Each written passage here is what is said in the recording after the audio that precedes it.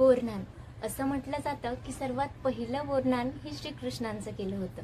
तर या लहान मुलांच्या कौतुक सोहळ्यात फक्त सांस्कृतिक नव्हे तर आरोग्यदायी दृष्टिकोन सुद्धा लपलेला आहे बरं का। पूर्वीच्या काळी मुलं 1-1.5 वर्षापर्यंत घरातच असायची।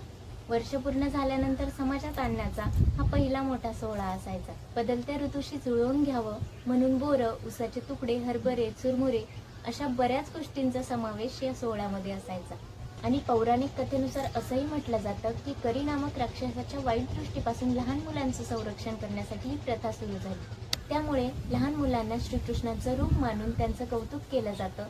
सोहळ्याच्या दिवशी घर सजवलं जातं, हलव्याचे दागिने घालून पाटावर बसवलं जातं। लहान मुलांना खाली पडलेलं वेचून खाण्याची सवय असल्यामुळे त्यांचं औक्षण केलं जातं आणि त्यांना बोरं, गोळ्या इत्यादींचा त्यांच्यावर वर्षाव केला जातो आणि मुलं हे पदार्थ आनंदाने गोळा करून खाण्यात दंग असतात। आजही बोरनान उत्सवाने साजरा केलं जातं। पारंपरिक गोडव्याला आधुनिक ट्विस्ट देत हा सोहळा अजूनच रंगतदार होतो।